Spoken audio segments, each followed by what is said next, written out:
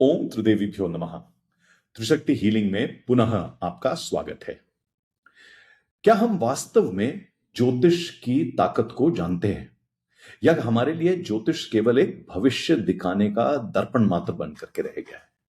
क्या ज्योतिष सिर्फ हमें यह बता सकता है कि हमारा कब समय बदलेगा, कब हमारे पास धन आएगा, या कब हमारा कोई जीवन साथी बनेगा, या कब हमारा प्रमोशन होगा? अगर आप उन लोगों में से हैं जो ज्योतिष को केवल इस प्रकार से देखते हैं या ज्योतिष का केवल इसलिए प्रयोग करते हैं कि आपको आपके भविष्य के बारे में पता लग जाए, तो आपने ज्योतिष का 1% भी नहीं समझा और इससे ज्यादा हानि ज्योतिष की छवि की हो नहीं सकती। तो आइए समझते हैं कुछ सरल बातों को नवग्रहों के बारे में। मैं आज इस पहले वीडियो के बाद कुछ और भी वीडियो बताऊंगा कि भाव क्या हैं और कुछ और चीजें हैं जो आपको समझने की आवश्यकता है, पर आज हम अपना ध्यान केंद्रित करेंगे नवग्रहों पर और क्यों नवग्रहों को समझना बहुत आवश्यक है। तो ज्योतिष तो अपना काम कर रही है, ग्रह तो अपना काम कर रहे हैं। आप ग्रहों को माने या ना माने, आप ग्रहों को जाने या ना जाने, ग्रह अपना काम कर रहे हैं। क्यों? क्योंकि ग्रह जो होते हैं वो हमारे जीवन की परिस्थितियों से, हमारे जीवन में आने वाले लोगों से, हमारे जीवन के घटनाओं से, घटनाक्रमों से, हमारे शरीर से, हमारे मन से कहीं ना कहीं ये सभी जुड़ी हुई हैं। तो अगर इन सभी चीजों से जुड़ी हुई हैं ग्रह और ग्रहों की परिस्थितियां, तो हम चाहे ग्रहों को माने या ना माने, हम ग्रहों को जाने या ना जाने, वो अपना काम कर रहे हैं। तो ये समझिए कि जो ग्रह कह रहे हैं, जो ग्रहों की परिस्थितियां आपके जन्म समय में थी और किसी भी क्षण पर है, आज कल या पहले थी, उस क्षण में ग्रह ये बताते हैं कि आपके जीवन का संदर्भ क्या होगा, आपकी परिस्थितियां क्या हैं। ग्रह बताएंगे कि आपकी संभावनाएं क्या हैं और उन संभावनाओं के अंतर्गत आप किस प्रकार की प्रतिक्रियाएं करेंगे, क्योंकि ग्रह ये भी बताते हैं कि आपकी क्षमता क्या होगी। आप मेहनत कर रहे हैं, लेकिन क्या उस मेहनत का परिणाम होगा या नहीं होगा?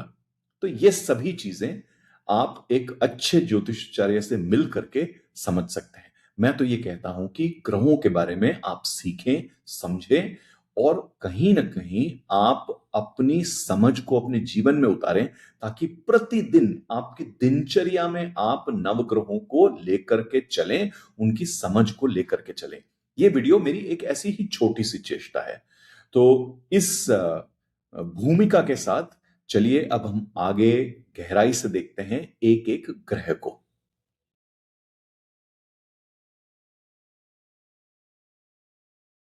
सबसे पहले हम बात करेंगे सूर्य की। तो सूर्य सौर मंडल के सबसे जरूरी ग्रहों में से है। सबसे जरूरी ग्रहों में से मैं कहूंगा तो चंद्र भी काफी जरूरी हो जाते हैं और इस पर हम बात करेंगे। हम इनको कई बार लूमिनरीज भी कहते हैं, वो ग्रह जो रोशनी देते हैं। तो सूर्य जो है हमारे जीवन में, आपने सुना होगा पिता सूर्य समान है या गुरु कई बार सूर्य समान हो जाते हैं।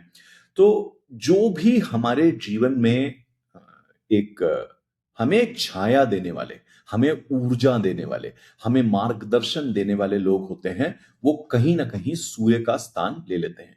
ये लोग गुरु का स्थान भी लेते हैं और कई बार बृहस्पति और शनि, कई बार शुक्र का भी काम ये करते हैं। पर अभी हम ये देखेंगे कि आपके पिता जो हैं या कोई भी अथॉरिटी फिगर जिनको हम कहते हैं, जिनके पास ताकत है या किसी ओहदे पर है, वो सभी आपके सूर्य समान माने गए हैं आपके जीवन में।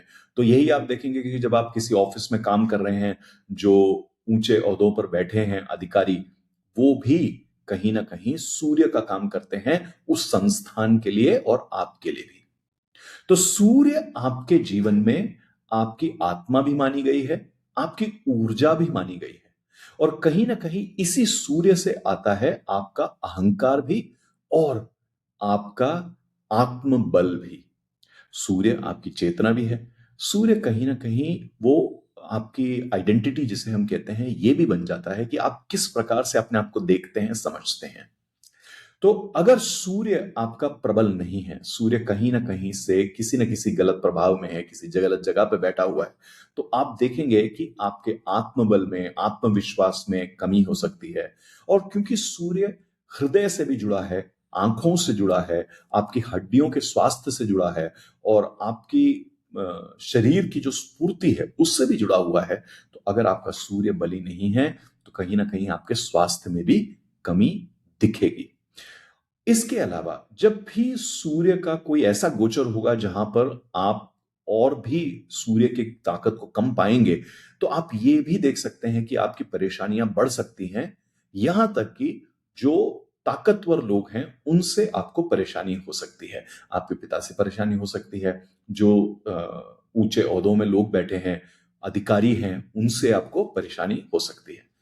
तो सूर्य को अगर आप समझें और आप उसको प्रबल करना चाहें, तो सबसे पहले तो आप अपने व्यवहार में एक चीज करें कि अपने पिता का हर वक्त आप आदर करें। चाहे उनके कैसे भी गुण हो, आप उनसे केवल उनकी अच्छी चीजें लीजिए। और जब भी आप उनका मन में स्मरण करें और अपने जीवन में स्मरण करें, आदर के साथ करें। चाहे आपको अपने पिता के हाथ से क्या, किस भी प्रकार की त्रुटि का अनुभव ना क्यों ना हुआ हो, आपने चाहे जितनी भी परेशानियां झेली हो, इस बात को याद रखिएगा। मैंने ये प्रयोग किया हुआ है कई लोगों के साथ कि वो पहले अपने पिता का आशीर्वाद दिए बिना, उनकी बात माने बिना चलते थे, और जैसे ही उन्होंने इस चीज को बदला, उन्होंने देखा कि उनके जीवन में काफी बदलाव आया है। तो केवल पिता ही नहीं, जो किसी ओहदे पर बैठे हैं उनका भी आदर करना आपको बहुत आवश्यक है। अगर ये नहीं करेंगे, आप सूर्य का कोई भी उपाय कर लें, वो काम नहीं करेगा। चाहे आप कितने मंत्र जप लें, चाहे आप कितनी क्रियाएं कर लें, चाहे आप कितनी पूजाएं कर लें, आपको आपके पिता के प्रति आदर को लाना ही होगा। आपको उन लोगों का आदर करना ही होगा जो आपके जीवन में ऊर्जा देते हैं, मार्गदर्शन देते हैं, जो आपसे बड़े हैं, जो आपसे ताकत में ज्यादा है। इसके अलावा आप क्या करें, सूर्य की कैसे हम पूजा करते हैं, तो हमारे शास्त्रों में बताया गया है कि सूर्य को केवल एक ही प्रकार से आप पूजा कर सकते हैं, और वो है नमस्कार करना। सूर्य को नमस्कार करने का क्या मतलब हुआ? अब कई लोग हैं जल चढ़ाते हैं, सूर्य को अर्घ देना कहते हैं इसको। तो सुबह सुबह आप जब सूर्य उदय होता है और आपको सूर्य दिखने लगता है, आप जहां भी रहते हैं, तो आप सूर्य को जल चढ़ाएं, और उस बहते हुए जल के अंदर से आप सूरज को देखें, और ऐसा देखें कि सूरज के किरणें जो हैं वो आपके पूरे शरीर में फैल रही हैं। अगर आपने एक प्रिज्म को देखा हो, तो जब सूरज की किरणें उसमें से निकलती हैं, उसके 7 भाग होते हैं, 7 रंग होते हैं। पानी भी वही काम करती है, जल भी वही काम करती है, और जल जैसे ही सूर्य की किरणों को उन 7 रंगों में बांट देता है, ये सभी चक्रों में आपके जाकर के ऊर्जा देती हैं। इससे भी प्रभावशाली है अगर आप रोज योग के बताए हुए 21 योग के बताए हुए 12 क्रम के द्वारा आप सूर्य नमस्कार करें। और जो भी आप सूर्य नमस्कार करें, तो 12, 27, या आप फिर पूरी आधी माला, 54 और 108, ऐसी गिनती में अगर आप सूर्य नमस्कार करते हैं और नित्य करते हैं सुबह के समय में, तो आपको इससे काफी फायदा होगा। और सूर्य नमस्कार के मंत्र भी होते हैं, तो अगर आपका कोई योग गुरु है या आप किसी को जानते हैं, तो आप उनसे पूछ करके उन मंत्रों को भी सीख सकते हैं। तो जब आप आदित्य के 12 नाम लेते हैं, उन 12 क्रमों को करते हुए सूर्य नमस्कार के, तो आपको बहुत फायदा मिलता है। और जब मैं ये सूर्य नमस्कार की बात कर रहा हूं, मैं केवल और केवल पातंजलि योग सूत्र के बनाए हुए सूर्य नमस्कार की बात कर रहा हूं। और आजकल बहुत सारे उसके वेरिएशंस आ गए हैं, लोगों ने बदलाव कर दिए हैं अपने अपने में, उन सब की बात नहीं कर रहा। जो पतंजलि योग सूत्र के अनुसार दिए गए 12 आसन के क्रम में बंधा हुआ सूर्य नमस्कार है, मैं उसकी बात कर रहा हूं। एक और प्रार्थना है जो बहुत ही प्रभावशाली है, और वो है आदित्य हृदय स्तोत्र का पाठ। इसको आप नित्य करें, या आप नवग्रह मंत्रों में से जो ओम गृणी सूर्याय नमः का मंत्र है, आप इसको भी कर सकते हैं। तो ये था आपके लिए सूर्य का एक छोटा सा परिचय, आपके जीवन में और इस कोशिश ये करिएगा कि हर प्रकार से सूर्य की ऊर्जा और सूर्य का मार्गदर्शन आपके जीवन में हर वक्त बना रहे। इसके बिना आपकी कुंडली की ताकत खुलेगी ही नहीं। आप कितनी ही प्रबल कुंडली क्यों ना लेकर के आए हों, आप कितना ही प्रबल अपना प्रारब्ध क्यों ना लेकर के आए हों, अगर सूर्य की ऊर्जा नहीं मिली तो आपके बाकी ग्रह अपना पूरा काम नहीं कर पाएंगे। इस चीज को याद रखिएगा।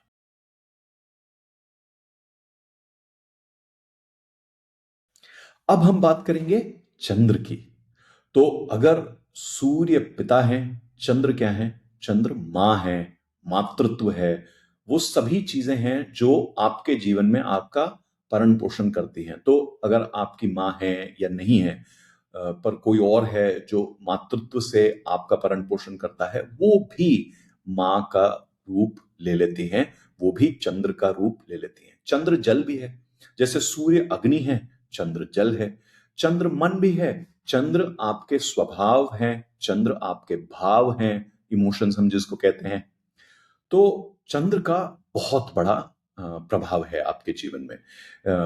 कई सारे विद्वानों ने यह भी कहा है कि केवल आपका जो कॉन्शियस माइंड हम कहते हैं, जो चेतना जो है, उसके अलावा जो आपका अचेतन मन है, या जो सबकॉन्शियस हम कहते हैं, यहां पर भी आपकी मून का या चंद्र का बहुत बड़ा प्रभाव होता है। चंद्र आपका इंट्यूशन भी बनता है, जिसको हम कहते हैं कि आपको किस प्रकार से अंदर से एक एहसास होता है कि ये चीज सही है, ये चीज सही नहीं है।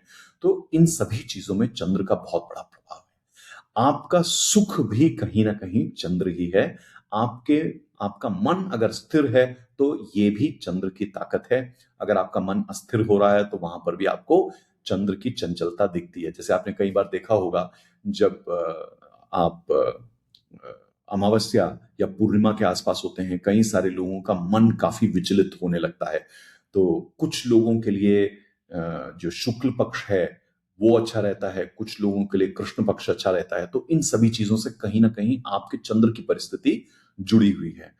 और अगर आपका चंद्र ग्रसित है, किसी प्रकार के बुरे दुष्प्रभावों से ग्रसित है, या कहीं उस पर गलत दृष्टि है, या किसी गलत जगह पर बैठा हुआ है, तो इससे आपको एंजाइटी, डिप्रेशन जैसी काफी सारी तकलीफें हो सकती हैं।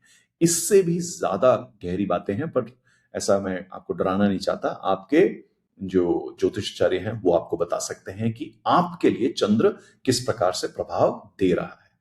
तो अगर आप अपने चंद्र को स्वस्थ रखना चाहते हैं तो हर वक्त याद रखिए कि आपकी जो भी भावना है अपनी मां के प्रति, वो बहुत ही प्रबलता से सकारात्मक होनी चाहिए। जैसे कि मैंने आपके पिता के विषय में आपको कहा था कि चाहे आपको कभी कोई परेशानी हुई हो अपने पिता की वजह से, वैसे ही अगर आपको अपनी मां की वजह से कोई परेशानी हुई हो, या कभी आपको मां का अभाव रहा हो, या आपकी मां है नहीं, फिर भी जब भी आप अपने मां का स्मरण करें तो हमेशा सकारात्मक विचारों के साथ अपने मां का स्मरण करें। और जो भी मातृ तत्व है या मातृ तुल्य है आपके जीवन में, उन सभी को आप पूरे आदर के साथ उनके प्रति अपनी ऐसी भावना रखें। अब ये आपके बड़े भाई बहन भी हो सकते हैं, ये आपका ध्यान रखने वाले कोई और दूसरे लोग भी हो सकते हैं, आपके गुरु भी हो सकते हैं। कई बार गुरु को मातृतुल्य भी कहा गया है। गुरु का वर्णन कई जगहों पर आ जाता है। सूर्य से जोड़ा गया है गुरु को, चंद्र से जोड़ा गया है, बृहस्पति से तो जुड़े ही हुए हैं, शुक्राचार्य भी गुरु हुए हैं तो शुक्र से भी जुड़े हैं। गुरु का स्थान शनि को भी दिया गया है। तो गुरु का उल्लेख तो कई जगह पर आता है। गुरु उतने महान और उतने प्रबल हैं। कहते हैं ना कि गुरु ब्रह्मा, गुरु विष्णु, गुरुर्देवो महेश्वरा, गुरु साक्षात परब्रह्म, तस्मै श्री गुरुवे नमः। तो गुरु का वर्णन जगह जगह पे आना उचित ही है। तो यहां पर भी गुरु का वर्णन आ जाता है। तो अगर आप अपने चंद्र का पूरा सकारात्मक प्रभाव अपने जीवन में देखना चाहते हैं, तो मैंने जैसे कहा, मां के प्रति आपका आदर, सकारात्मक विचार बहुत ही आवश्यक हैं। अपने आसपास के वातावरण को स्वच्छ रखें, इससे भी आपको काफी फायदा पहुंचेगा। लेकिन सबसे बड़ी बात यहां पे आती है, आपको अपने मन को साधना है। और अगर आपको मन को साधना है तो इसके लिए साधना, जप, तप, योग, ये सब करने बहुत ही आवश्यक है। सूर्य के लिए मैंने बताया था सूर्य नमस्कार करना आवश्यक है। वैसे ही अगर आपको योग करेंगे आप, और योग जब मैं कह रहा हूं वहां पर आपके यम, नियम, आसन, प्राणायाम, धारणा, ध्यान, ये सभी आवश्यक हो जाते हैं। तब जाकर के कहीं आप प्रत्याहार से उस शांति का अनुभव कर सकते हैं और धीरे धीरे आप समाधिवस्था की तरफ बढ़ सकते हैं। चंद्र के लिए पूरा योग सूत्र बहुत ही आवश्यक है। जप, जप से भी मन को साधा जा सकता है, तो आपके लिए जप बहुत आवश्यक है। और जपों में श्रेष्ठ माना गया है मन के लिए शिव जी का जप। महादेव का आप कोई भी मंत्र जपें, कोई भी स्तोत्र जपें, आपके मन पर बहुत अच्छा असर होगा उसका। लेकिन उसके साथ साथ आपके लिए बहुत आवश्यक है कि आप सही प्रकार के मूल्यों का और सही प्रकार के स्वभाव का भी आचरण आप करें।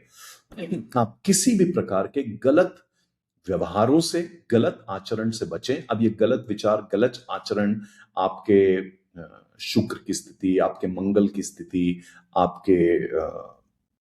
आपके बुध की स्थिति वगैरह से भी आ सकता है, लेकिन आप इसको समझें, सीखें, अपने आचरण को, अपने व्यवहार को ठीक रखें। अगर आपका मन शक्त है, मतलब मन ताकतवर है, तो आपको जीवन के हर एक पहलू में आपको जीत अवश्य मिल सकती है। इसको याद रखें आप। तो इसलिए कहा जाता है कि स्पोर्ट्स और म्यूजिक जैसी चीजों की आप ट्रेनिंग ले। हमारे तो शास्त्रों में भी कहा गया है, साहित्य संगीत कला रहित पशु समान। यानी कि अगर आपके जीवन में साहित्य मतलब किसी चीज को बहुत ही गहराई से सीखना, समझना, संगीत यानी कि लयबद्धता, और कला जिसके मतलब आप अपने एक्सप्रेशन कर रहे हैं, अपनी अभिव्यक्ति कर रहे हैं, ऐसी चीजें अगर आपके जीवन में नहीं है तो आप पशु तुल्य हैं। और पशु तुल्य का मतलब क्या है? आपका मन आपके नियंत्रण में नहीं है। आज के समाज में अगर आप देखोगे, हमारी सबसे बड़ी परेशानी यह है कि हमारा मन ही हमारे नियंत्रण में नहीं है। चाहे आप सड़क पर चलने वाले लोगों को देखें जो दुर्व्यवहार करते हैं, बुरी तरह गाड़ी चलाते हैं, किसी भी प्रकार का सिविक सेंस नहीं है उनके अंदर, या गंदगी फैलाने वाले लोगों को देखें, या जो क्रोधित घूम रहे हैं, दूसरों को हानि पहुंचा रहे हैं, ये सभी एक ग्रसित चंद्र की दिक्कत है। और कहीं ना कहीं जो मातृत्व की कमी हम आज के समाज में देख रहे हैं, ये एक सामूहिक तरह से अगर आप देखें चंद्र की कमजोरी है हमारे समाज के अंदर ही। तो इस चीज को याद रखें। तो ये हुआ आपके लिए चंद्र का मार्गदर्शन। पर चंद्र से मैं आगे बढ़ने से पहले आपको एक जरूरी सूचना अलग से मैं ये देना चाहता हूं। चंद्र का प्रभाव बहुत ही गहराई से गुरु यानी कि बृहस्पति पर भी पड़ता है। अगर आप में से कुछ लोगों को ज्योतिष का थोड़ा सा ज्ञान होगा, आपको ये पता होगा कि गुरु जो हैं बृहस्पति, वो कर्क राशि में यानी कि चंद्र की राशि में उच्च के होते हैं। और अगर आप अपने मन को प्रबल करते हैं तो गुरु क्या है? गुरु आपके जीवन का विवेक है। गुरु आपके जीवन की कृपा भी है। तो अगर आप अपने मन को प्रबल करते हैं, कहीं ना कहीं आप अपने जीवन में विवेक पाएंगे और आप अपने जीवन में कृपा को पाएंगे, क्योंकि मन हमारे व्यवहार और कई सारी चीजों को संतुलित करता है। समझ रहे हैं आप? तो मन कितना जरूरी हुआ। पर यह कहानी यहां खत्म नहीं हुई। गुरु यानी कि बृहस्पति के ही राशि, जो मीन राशि है, इसमें शुक्र उच्च के होते हैं। शुक्र कौन है? ये हमारे कुंडली के दूसरे गुरु हैं। माना दैत्य गुरु हैं, पर हैं गुरु वो भी, और बहुत ही प्रबल और बहुत ही शक्त ग्रह हैं ये। तो ये आपको बहुत सारे परिणाम आपके जीवन में देते हैं। खास करके इस भौतिक विश्व में शुक्र आपको कई सारे प्रबल परिणाम दे सकते हैं। तो अगर आपका चंद्र शक्त हुआ और आपका गुरु शक्त हुआ, तो कहीं ना कहीं ये आपके शुक्र को भी बल देगा और सकारात्मक बल देगा। तो यहां से आपको और फायदा होगा जीवन में। कहानी यहां भी खत्म नहीं होती। जैसे ही आपने अपने शुक्र को सकारात्मक किया, आप ये समझेंगे कि शुक्र की ही राशि तुला में शनि उच्च के होते हैं। तो जैसे ही आपने शुक्र को सकारात्मक किया, कहीं ना कहीं शनि जो आपके जीवन का धर्म है, आपके जीवन का डिसिप्लिन है, ये शक्त हो जाएंगे और ये सकारात्मक हो जाएंगे। तो देखिए, मन को प्रबल करने से कैसे आपको बृहस्पति का अनुग्रह, शुक्र का अनुग्रह और शनि का अनुग्रह भी मिल सकता है। ये एक दो दिन में होने वाली चीज नहीं है। इसको पाने के लिए, ऐसी कृपा को पाने के लिए साल, 2, 3, 4, 5 साल लग जाते हैं, क्योंकि आपको अपने जीवन को ही परिवर्तित करना होता है। इसलिए कई बार कहा जाता है जो 3, 4 साल, 5 साल से तपस्या कर रहे हैं, जप तप कर रहे हैं, जिन्होंने बहुत सारे अनुष्ठान किए हैं, जिन्होंने समाज की सेवा करी है, अपना कर्म करते हैं कई कई सालों से, आप अचानक देखेंगे उनका भाग्य ऐसा खुलता है 3, 4, 5 साल के बाद कि उसमें फिर कोई कमी नहीं रहती। और कहा यह भी जाता है कि पहले 2, 3 साल आपकी परीक्षा होती है और उसके बाद आपको धीरे धीरे धीरे धीरे परिणाम मिलने लगते हैं। और जैसे ही गुरु का एक चक्र खत्म होता है, यानी कि 12 वर्ष खत्म हो जाते हैं, आपको अपने अच्छे व्यवहार और अच्छे कर्म करते हुए फिर आपके परिणामों को कोई नहीं रोक सकता। ये प्रबलता है इन ग्रहों की। तो याद रखिएगा इस चीज को, अपने चंद्र यानी कि अपने मन को सशक्त करें, प्रबल करें, सक्षम करें। इससे कई सारे आपके अनुभव बदलेंगे, आपके जीवन का विवेक बदलेगा, कृपा बदलेगी, आपके जीवन के भौतिक परिणाम बदलेंगे, आपके जीवन का धर्म बदलेगा, आपके जीवन का अनुशासन बदलेगा, और उससे बड़ा परिणाम देने वाला कोई और नहीं है। तो ये तो था आपके लिए चंद्र का एक छोटा सा विवरण।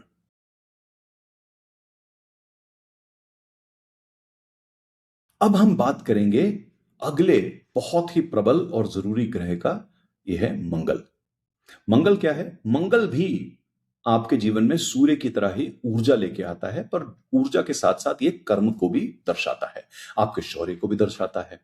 तो कहीं ना कहीं आपके जीवन में अगर सूर्य की थोड़ी सी कमी है, अगर आप मंगल को प्रबल करते हैं, अपने शरीर को प्रबल करते हैं, आप अपने ताकत को प्रबल करते हैं, अपने शौर्य को प्रबल करते हैं, तो ये आपको बहुत फायदा दे सकता है। पर मंगल को संतुलित करना भी बहुत आवश्यक है, क्योंकि ज्यादा ऊर्जा, ज्यादा क्रियाएं ये आपके जीवन में दुष्प्रभाव भी ला सकती हैं, क्योंकि कहीं ना कहीं अगर आपका शौर्य ज्यादा हो जाए तो ये आपसे गलत व्यवहार करा सकता है। तो मंगल को बहुत ही ज्यादा संतुलित रखने की आवश्यकता होती है। तो सतर्क रहें इसके बारे में। मंगल आपके लिए आपके छोटे भाई बहनों को भी दर्शा सकता है। मंगल ये भी दर्शा सकता है कि आपके जमीन, आपकी प्रॉपर्टी हम जिसको कहते हैं, इन सब चीजों को सेना, स्पोर्ट्स, एक्सरसाइज, पुलिस, लड़ाई झगड़ा, एक्सीडेंट, इन सब चीजों को भी मंगल दर्शाता है। इंजीनियरिंग जैसी जो कार्य क्षेत्र हैं, इसको भी मंगल दर्शाता है। मंगल आपकी मांसपेशियों से जुड़ा है, आपके रक्त के संचालन से जुड़ा हुआ है, और आपकी ऊर्जा से तो बहुत ज्यादा जुड़ा हुआ है। अगर आपका मंगल ग्रस्त है, किसी प्रकार की गलत दृष्टि पड़ी हुई है आपके मंगल पर, तो ये कहीं ना कहीं आपको गुस्से वाला बना सकता है, आपको लड़ाई झगड़ा करने वाला, और बहुत ही हम जिसको इंपल्सिव कहते हैं ना, क्षण भर में एकदम कुछ भी कर लेना, तो पूरा आपका एकदम तात्कालीन और क्षणभंगुर तरीके का आपका जीवन होगा अगर आपका मंगल ग्रस्त है। तो मंगल का आप एक विशेष ध्यान रखें, और मंगल के लिए सबसे आवश्यक है कि आप अपने शरीर को स्वस्थ रखें। तो कहीं ना कहीं जैसे मैंने चंद्र के लिए आपको बताया था कि आपको योग करना आवश्यक है, वैसे ही आपको मंगल के लिए एक अच्छी तरीके से आपको व्यायाम करना बहुत आवश्यक है। व्यायाम के साथ साथ आपको अपने खान पीन पर भी ध्यान देने की जरूरत है। और अगर आप मुझसे पूछें हफ्ते में कितना दिन हमें करना चाहिए, हमारे पास समय नहीं होता, तो आपको अपने जीवन के लिए समय निकालना ही पड़ेगा। हफ्ते में 5 से 6 दिन तो आपको व्यायाम करना आवश्यक ही है। इसके साथ साथ आपको मंगल और शनि से भी, शनि के प्रकोप से भी बचाने वाला एक बहुत ही बड़ी ताकत है, और वो है हमारे प्यारे हनुमान जी। सो बजरंगबली की कृपा से आप मंगल के दुष्प्रभावों से और शनि के दुष्प्रभावों से भी बच सकते हैं। तो बजरंगबली की कृपा पाने के लिए आप, हाँ, बजरंगबली का जो सबसे सरल आप उनकी वंदना कर सकते हैं, वो है हनुमान चालीसा को नित्य पढ़कर।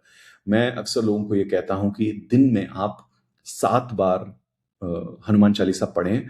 आपको 2 मिनट से ज्यादा का वक्त नहीं लगेगा अगर आप निरंतर इसको पढ़ते हैं और आपको स्मरण है ये पूरी तरीके से। इसके अलावा हनुमान जी के कई सारे और स्तोत्र हैं, आप अपने गुरुओं से बात करके समझ सकते हैं, या अगर आप किसी आचार्य को जानते हैं आप उनसे बात कर सकते हैं। किसी हनुमान मंदिर में अगर आप निरंतर जाते हैं, खास करके आप मंगलवार और शनिवार के दिन अगर आप जाते हैं, तो आपको इससे काफी फायदा हो सकता है।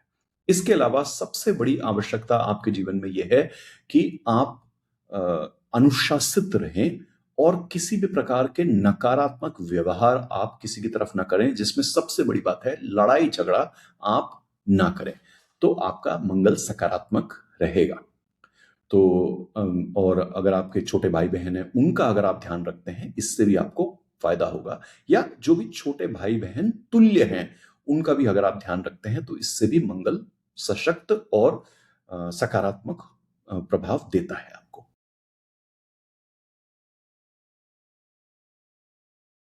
अब हम बात करेंगे आपके बुद्धि से जुड़े ग्रह बुध की। बुध क्या है? बुध आपकी वाणी है, बुध आपका तर्क है, बुध आपका जिसको हम इंटेलिजेंस कहते हैं, आपकी बुद्धि, आपकी कार्यशैली, ये सब चीजें आती हैं। आप किस प्रकार से चीजों को समझते हैं, चीजों का एनालिसिस करते हैं। बुध आपके लिए आपके दोस्त भी हो सकते हैं। बुध आपके लिए आप किस प्रकार से हास्य रस आपके अंदर है, उस पर भी आ सकता है। जो वाणिज्य या बिजनेस से जुड़े हुए लोग हैं, उनके लिए भी बुध बहुत ही अ, आवश्यक ग्रह है। और बुध के अच्छे परिणाम से आप अपने व्यवसाय में भी बहुत अच्छे काम कर सकते हैं। इसके अलावा आपके शरीर में बुध आपकी त्वचा से, आपके नर्वस सिस्टम से जुड़े हैं। बुध आपके मस्तिष्क से, ब्रेन से जुड़े हैं। और जो भी आपकी बातचीत करने की जो भी ऑर्गन्स हैं, उनसे बुध जुड़े हुए हैं। तो अगर आप अपने बुध को प्रबल रखते हैं, तो ये आपको काफी सारे अच्छे परिणाम दे सकता है। ये आपको लोगों से जोड़ सकता है, ये आपके विचारों के आदान प्रदान और आपकी अभिव्यक्ति में आपकी सहायता कर सकता है। अगर बुध प्रबल नहीं है, या बुध पर किसी प्रकार की गलत दृष्टि है, या बुध कमजोर है, तो हम अक्सर देखते हैं कि बच्चों में बोलने की क्षमता बहुत देर से आती है, या कई बार वो बोल नहीं पाते, या आप सब कुछ जानते हुए भी अपने आप को व्यक्त नहीं कर पाएंगे, या अगर आप बोलेंगे तो वो गलत हो जाएगा। और अगर कहीं ना कहीं बुध के साथ आप देखेंगे कि चंद्र का गलत प्रभाव है, या राहु और केतु का गलत प्रभाव है, तो और भी ज्यादा आप जो बताना चाहते हैं, कहना चाहते हैं, उसमें लोग आपको गलत समझ सकते हैं। आपको सीखने समझने की तकलीफ भी कई सारी हो सकती है। और बुध अगर प्रभावित है, तो कहीं ना कहीं आपके व्यवसाय में कमजोरी, और खास करके वो लोग जो बिजनेस करते हैं, उसमें उनको काफी सारे लॉसेस हो सकते हैं। बुद्ध के लिए ये आवश्यक है कि आपसे उम्र में बहुत ज्यादा छोटे, और खास करके जो बच्चे हैं आपके पास, आप उनके ऊपर सकारात्मक तरीके से ध्यान दें, अच्छे विचार रखें उनके प्रति। बच्चों के प्रति आप किसी भी प्रकार का क्रोध और दुर्व्यवहार ना करें कभी भी। दूसरी चीज, खुश रहें, थोड़ा हंसी मजाक करें, अपने मुंह को साफ रखें, अपने दांतों को साफ रखें, अपनी जुबान को साफ रखें। और जब भी आप सुबह अपना मंजन वगैरह करते हैं, बहुत ध्यान से करें। और खाना खाने के बाद अपने मुंह को साफ रखें। ये सारी चीजें बहुत आवश्यक हो जाती हैं। हरे रंग की चीजें अगर आप खाते हैं, तो ये भी आपको फायदा देता है। और आप अगर गाय को खाना खिलाते हैं, चिड़ियों को खाना खिलाते हैं, और थोड़ी सी अगर आप गणपति उपासना करते हैं, ये भी आपको बहुत ज्यादा फायदा करेगा आपकी बुध के सकारात्मक ऊर्जा के लिए। लेकिन बुध की ऊर्जा को प्रबल करने के लिए याद रखें, आपके चंद्र की ऊर्जा का प्रबल होना बहुत आवश्यक है। क्योंकि अगर आपका मन स्वस्थ नहीं है, अगर आपका मन शांत नहीं है, तो किसी भी प्रकार से आपकी बुद्धि सही काम नहीं करेगी। आपकी बुद्धि आपकी सबसे बड़ी दुश्मन बन जाएगी। तो इसलिए मन को आप जरूर शांत रखें। यह था आपके लिए बुध।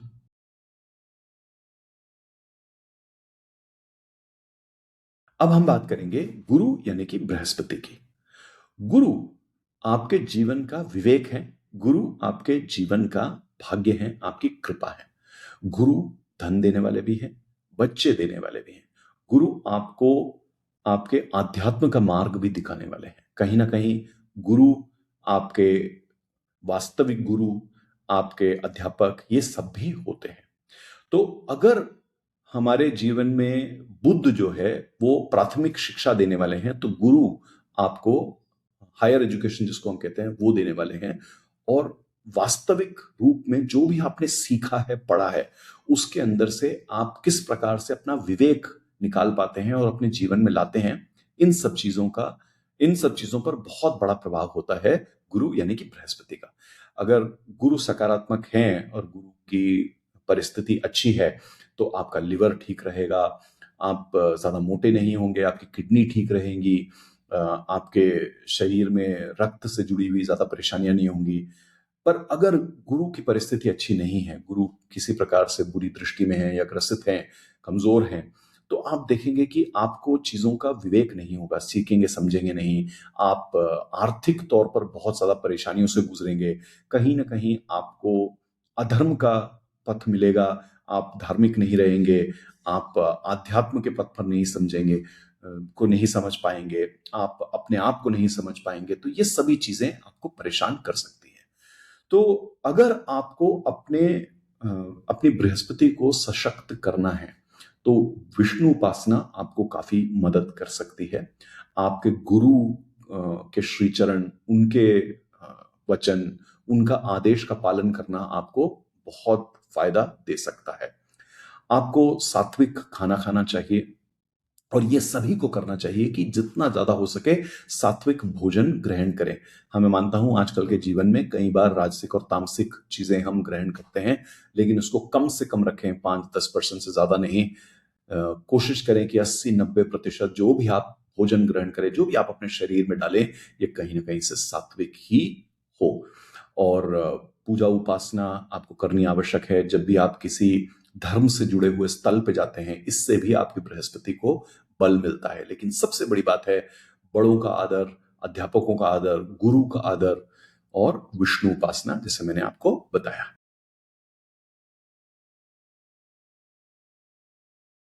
अब हम बात करते हैं हमारे कुंडली के दूसरे गुरु शुक्राचार्य के बारे में, यानी कि शुक्र ग्रह। तो हैं तो ये भी गुरु ही, चलिए माना कि ये दैत्य गुरु है, लेकिन आपके जीवन में बहुत सारा मार्गदर्शन शुक्र की वजह से भी आता है। शुक्र आपको सिखाता है प्रेम के बारे में, रिश्तों संबंधों के बारे में। ये आपको एक तरीके से आपकी जो आर्टिस्टिक एक्सप्रेशन होती है, कलात्मक आपके जो विचार हैं, इनके बारे में आपको बताएगा। आपको ये भी बताएगा कि एक अच्छे तरीके से जीवन कैसे जिया जाए। अगर आप अपने आसपास देखेंगे वो लोग जो पैसा होते हुए भी अच्छे तरह से नहीं जी पाते, चलिए वो तो खैर अलग बात है कि उनके पास पैसा ही नहीं है तो उनका रहन सहन बहुत ही गंदा है। तो यहां सभी आप देखेंगे कि ग्रस्त शुक्र है उनके कुंडली में कहीं ना कहीं। जिन लोगों के शादियों में दिक्कत होती है वहां पे भी आप देखेंगे कि शुक्र से जुड़ी हुई कुछ ना कुछ परेशानियां हैं, या उनके बुरी आदतें हैं, गंदी आदतें लगी हुई हैं उनको, किसी प्रकार के ड्रग्स ऐसी चीजें करते हैं या दूसरे भी बुरे व्यवहार हैं वो करते हैं, तो शुक्र ग्रसित है उनका। आपके आंखों और खास करके बाईं आंख से आपके जो सृजन करने की प्रणाली है, यानी कि आपके रिप्रोडक्टिव ऑर्गन्स, आपकी त्वचा, आपके हॉर्मोन्स से भी शुक्र का बहुत बड़ा जुड़ाव है। तो अगर आप अपने शुक्र को प्रबल करना चाहते हैं, वापस याद रखिएगा कि ये भी गुरु हैं, तो कहीं ना कहीं आपको अपने बड़े लोगों का, अपने गुरुओं का आदर करना बहुत आवश्यक है। इसके अलावा मां लक्ष्मी की उपासना आपको बहुत सहायता कर सकती है। आप अगर चिड़ियों को दाना देते हैं, खास करके मीठे चावल खिलाते हैं, या आप किसी वृद्ध स्त्री का की सहायता करते हैं, मदद करते हैं, उससे भी आपका शुक्र बली होता है। आपको अपने वातावरण को बहुत ज्यादा स्वच्छ और संतुलित रखने की आवश्यकता है। अनावश्यक चीजें इकट्ठी ना करें, जो भी आप इस्तेमाल करें उसको साफ सुथरा रखें। सुगंध का प्रयोग करें हमेशा। आपके शरीर से किसी प्रकार की बदबू या किसी प्रकार के ऐसी परेशानी दूसरे लोगों को नहीं होनी चाहिए। अच्छी खुशबू हो आपके वातावरण में। इन सब चीजों से भी आपका शुक्र बली होता है। लेकिन याद रखें जो मैंने कहा कि शुक्र भी गुरु हैं, तो जीवन के प्रति सीखने की एक भावना आपके अंदर होनी चाहिए। जो भी गुरु तत्व है उसको अगर आप मान के चलते हैं, अगर आप अपने मन को संतुलित रखते हैं, तो बृहस्पति और शुक्र दोनों ही बली बनेंगे।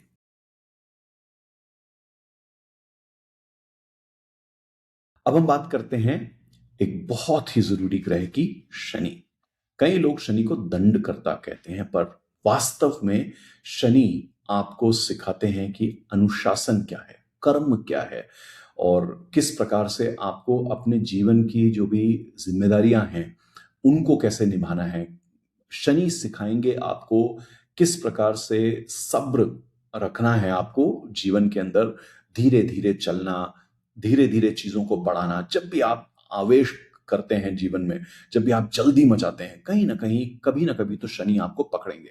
वो सभी लोग जो बहुत ज्यादा तेज दौड़ने की कोशिश करते हैं और गलत काम करते हैं जीवन में, शनि उनको पकड़ते हैं और तब जाकर के आपको सीख समझ में आती है। कुछ लोग तब भी नहीं समझते, तो शनि बीच बीच में पकड़ते रहते हैं उन लोगों को। आपने सुना होगा शनि की साढ़े साती, शनि की धैया, ये सब तब आपको तंग करेंगे अगर आपके शनि बली नहीं है और शनि कहीं ना कहीं से किसी बुरी दृष्टि में है या कमजोर है, या कुछ समय ऐसे होते हैं हम सभी के जीवन में जब शनि अपनी दृष्टि ले ही आते हैं आपके ऊपर। तो शनि से बच के रहना आवश्यक है, पर इसके लिए आप पहले तो समझे कि शनि के कारकत्व क्या है।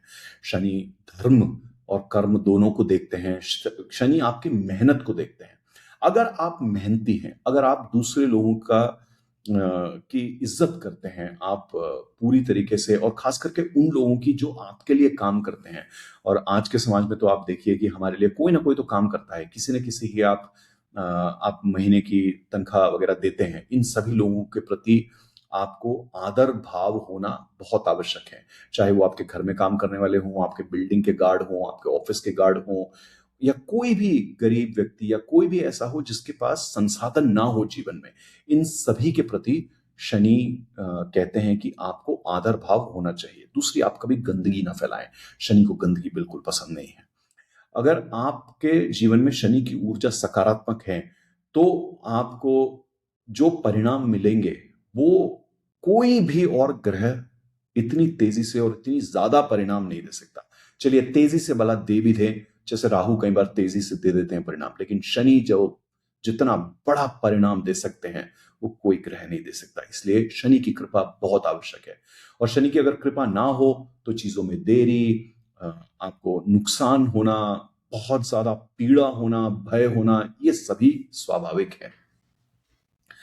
इन्हीं बातों में मैंने आपको बता दिया कि आपको करना क्या है। धर्म के मार्ग पर, कर्म के मार्ग पर चलना है। मेहनती होना आपके लिए बहुत जरूरी है और आपको दूसरों का आदर, सद्भाव, ये बहुत ही ज्यादा आवश्यक है। कभी किसी का नुकसान ना करें। आपको जहां आपने किसी का नुकसान किया, आपको शनि कहीं ना कहीं पकड़ेंगे, और अभी नहीं पकड़ा तो देर से पकड़ेंगे। और आज के समाज में जो अर्थव्यवस्था, माफ कीजिएगा, जो आज के समाज में अराजकता फैलाने वाले लोग हैं, इन सभी को शनि का जो दंड मिलेगा तो दुनिया देखेगी वो तमाशा। इस बात को याद रखिए। तो आप परेशान ना हो, अगर आपके पास कोई अराजकता फैलाने वाले हैं, उनको जब शनि पकड़ेंगे, और अगर शनि के साथ गुरु ने भी पकड़ लिया उनको, तो फिर उन्हें कोई नहीं बचा सकता। तो आप बचें, इस चीज को याद रखें। जिनके पास संसाधन नहीं है, गरीब हैं, या जो परेशानियों से गुजर रहे हैं, उनकी मदद करें। और ये आर्थिक मदद नहीं, शनि कहते हैं कि आप कार्मिक, मानसिक मदद करें। सो सद्भाव रखना, उनकी मार्गदर्शन करना, उनकी किसी प्रकार से सहायता करना, उनको सही रास्ता दिखाना, उनको आगे बढ़ाना, ये सब चीजें करिए। धन तो खैर जिसके पास है वो दे सकता है, संसाधन जिसके पास है वो दे सकता है, पर इसके अलावा भी आप कई तरीकों से मदद कर सकते हैं। शनिवार आपके लिए एक बहुत जरूरी दिन है। मैंने आपको पहले भी बताया था, हनुमान जी की कृपा अगर आपको मिलती है तो इससे भी आपको शनिदेव की कृपा मिलेगी। कुछ लोग मानते हैं कि सरसों के तेल का दिया जलाना चाहिए पीपल के पेड़ के नीचे, नवग्रह मंदिर में। तो ये सब कुछ उपाय हैं जो भी आपके आचार्य बताते हैं, जिस भी परंपरा में आप चलते हैं, इसके अनुसार आप कर सकते हैं इन चीजों को।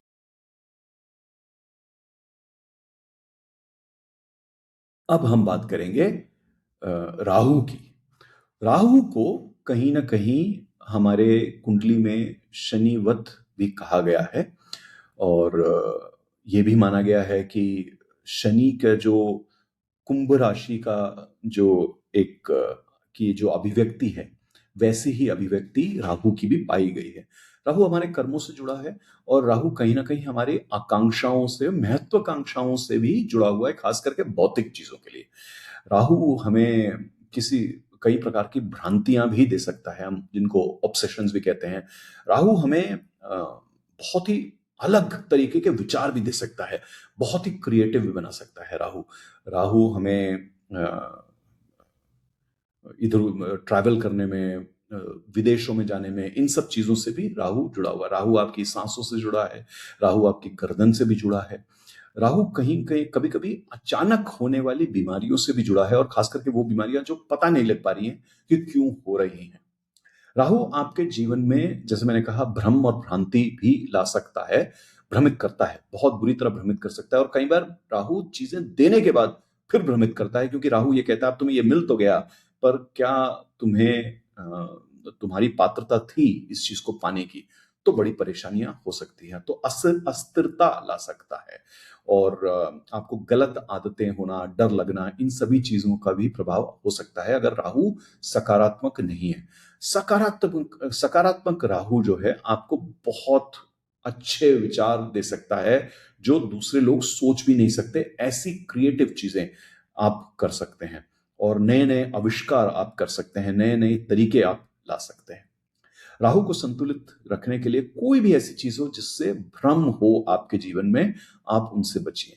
गलत पदार्थ, गलत लोग, गलत जगह, गलत प्रकार के विचार, गलत विचारधाराएं, गलत दर्शन, इन सब से आप दूर रहें, वरना जब राहु मारेगा तो आपको बचना मुश्किल हो जाएगा। और हर वक्त आप सकारात्मक विचारों से रहें, और अच्छा खान पान, साफ खान पान रखें। और जब भी कभी आप अपने आसपास देखें, खास करके जो आपके घर के टॉयलेट, बाथरूम, ये सब हैं, इनको आप साफ रखें, गंदगी ना फैलाएं। गंदगी फैलाने से भी राहु पर बहुत बुरा असर होता है। तो ये था आपके लिए राहु।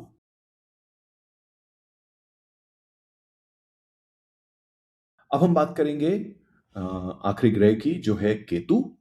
केतु आपके आध्यात्म से जुड़ा है, आपके पूर्व पुण्य, पूर्व कर्मों से जुड़ा है।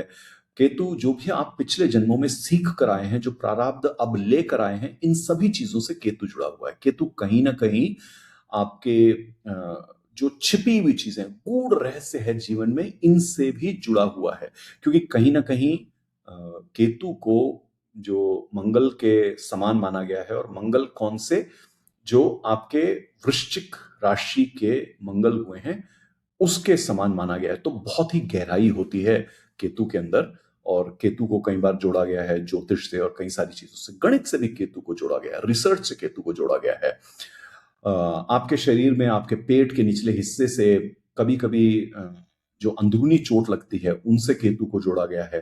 केतु से जैसे राहु से भ्रमित हो सकते हैं हम, वैसे ही केतु भी जब ग्रसित होता है तब भ्रम फैला सकता है, डर दे सकता है, चीजें खो सकती हैं, आप दूसरों से बहुत ही ज्यादा अलग थलग भी पड़ सकते हैं।